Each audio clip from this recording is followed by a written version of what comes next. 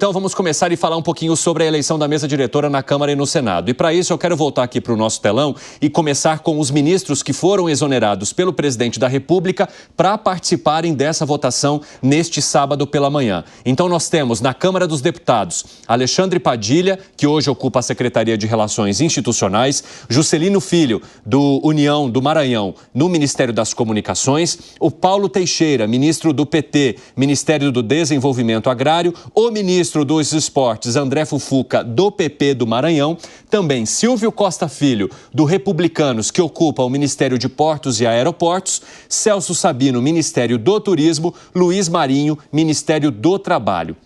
Se a gente olhar para o Senado, nós temos Carlos Fávaro, que é o ministro da Agricultura, hoje pelo PSD de Mato Grosso, o Wellington Dias, do PT do Piauí, no Ministério do Desenvolvimento Social, e Camilo Santana, do PT do Ceará, no Ministério da Educação. Agora, Zé Maria Trindade, a gente percebe que nessa lista aqui não estão as ministras Marina Silva e nem a ministra Sônia Guajajara.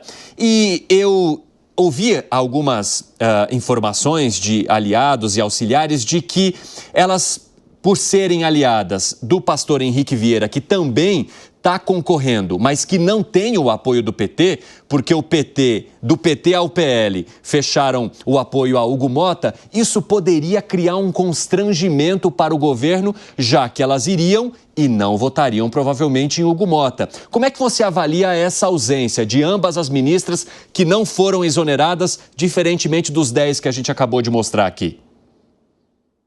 Primeiro dizer que isso é pragmático e normal, super normal, uma praxe aqui de que os ministros são exonerados, voltam aos seus cargos para votar pela presidência da Câmara e Senado, pelas presidências, né?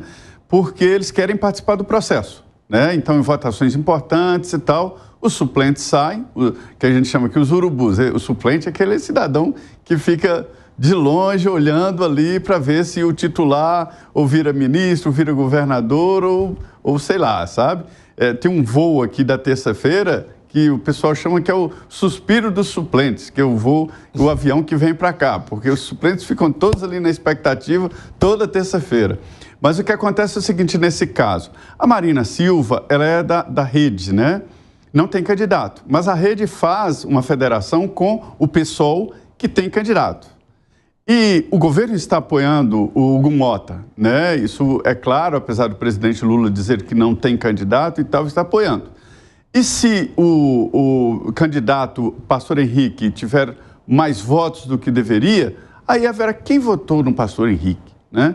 Aí começa a falar, foi a Marina. Então, ela teria desobedecido à indicação dos líderes do governo e tal. Então, para evitar esse tipo de coisa, a Guajajara e Marina Silva ficaram nas pastas. Agora, a gente vê essa lista aí, né, Cine, a esplanada está meio fraca, né? A gente vê os nomes desses ministros aí, tirando o Silvio Costa, que tem um posicionamento melhor ali na esplanada, os outros são meio apagados, né?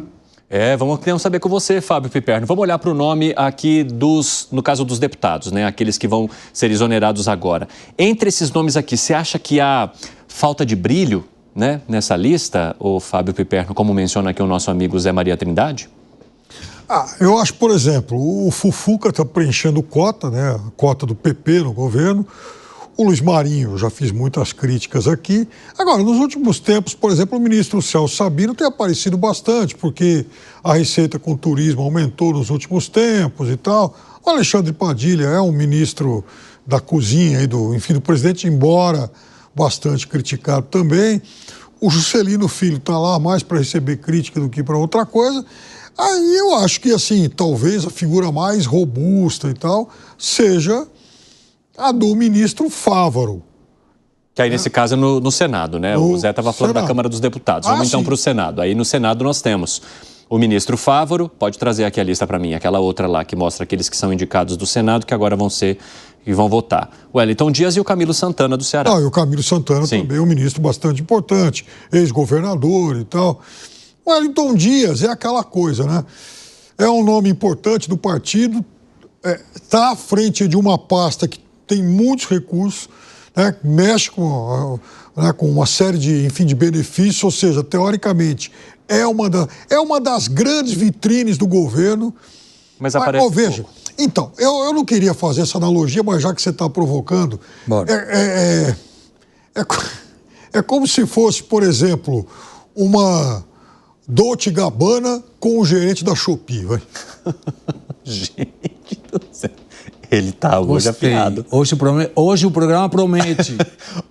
Entre Zé Maria e o Piperno, e me aguardem, porque estou esperando. Gustavo Segré, mas isso traz também um lance muito interessante relacionado à maneira como o governo Lula construiu os seus ministérios e o primeiro escalão. É gente de tudo quanto é partido para trazer aquela frente ampla que foi pensada pelo presidente da República para ter governabilidade, e isso não tem acontecido da maneira que se esperava, porque para cada pauta mais importante para o governo há uma necessidade de negociação individual, digamos, para cada uma.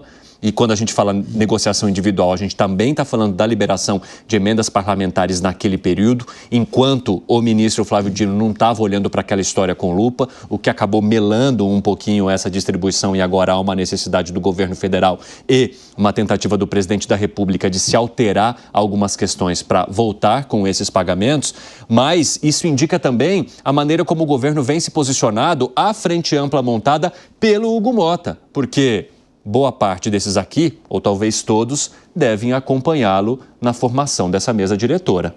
Eu acredito que sim, e tenho a suspeita, Evandro, que vai ser aproveitado essa volta dos ministros para deputados e senadores para algum deles não voltar. Eu tenho essa suspeita, que vai ter logo imediatamente depois das eleições nas câmaras, o governo resolver fazer essa reforma ministerial e deixar esses deputados e senadores no lugar deles e não mais nos ministérios. Isso foi uma junção de 38 pessoas colocadas, 39 quando foi feita aquele ministério plenipotenciário no Rio Grande do Sul, como se fosse uma seleção brasileira colocando jogadores da elite com jogadores da B, como se chama? Série B. Série B, Série C, Série D e Série Z. Muita mistureba que o resultado está aí. Alguns apresentam alguma coisa, mas a maioria ou a gente não conhece ou não sabe para que está aí. Então vamos ver se agora o governo entra nesse ritmo e diz, ok, vamos colocar gente competente, menos militância, menos acordos e mais gente competente. Menos militância vai ser complicado, menos acordos vai ser muito complicado, porque está dentro dos acordos agora para as eleições. E eu tenho uma coisa que está me perturbando e que eu ouvi, talvez o Zé Maria tenha muita mais informação, ele tem aí os bastidores de Brasília, mas que dentro do acordo para a eleição de Hugo Mota tem 2 ministros do Tribunal de Contas da União que ficariam com o PT. E isso, se for assim, é muito perigoso, porque estamos trocando algumas questões de autoridades nas mesas diretoras em troca de 2 ministros do Tribunal de Contas da União que ficam aí por muito tempo e que são aqueles que deveriam controlar o governo. Controlar o PT para controlar o governo, ou seja, colocar o PT para controlar o governo, seria colocar a raposa para controlar o galinheiro, né? Quer responder, Zé? Sim, eu tenho 2 observações aí. A primeira é sobre a crítica ao jeito dos ministros, vem até de aliados. Eu converso com aliados do presidente Lula que dizem o seguinte: a esplanada está parada. Saiu o Flávio Dino, que era um grande vocalizador do governo, defensor do governo, e era mesmo, né? E a esplanada ficou parada, está com a esplanada fraca, não defende o governo, e seria um dos motivos aí de deixar tudo para o presidente Lula responder e tudo nas costas dele. Sobre essas vagas para o Tribunal de Contas da União, as vagas para o Tribunal de Contas da União são preenchidas, indicação do governo, indicação da Câmara, indicação do Senado Federal. E vão entrar agora 2 vagas, e esta é a proposta mesmo. A negociação é que para sejam indicações da área progressista, e do PT já existem até candidatos. É um empregão também. Fala, seu Alangani.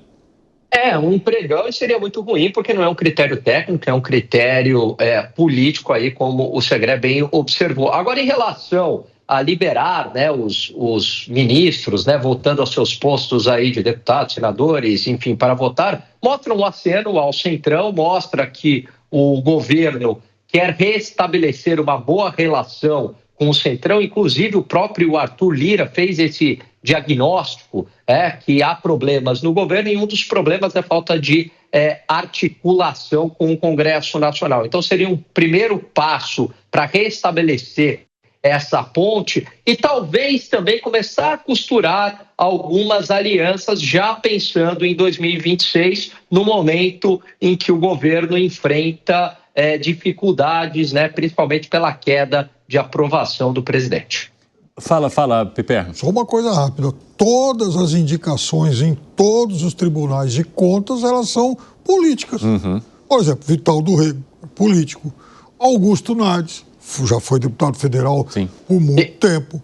Todos, enfim, Anastasia já foi governador, senador. Então, todas as indicações, seja o Tribunal de Contas da União, quanto os tribunais de contas estaduais. É verdade, até 5 esposas de ministros estão nos tribunais provinciais e uma delas é enfermeira, que me conte como uma enfermeira, com todo respeito, eu não conseguiria ser uma enfermeira, eu tenho estudado economia, administração e ciências contábeis. Como uma enfermeira vai controlar contas?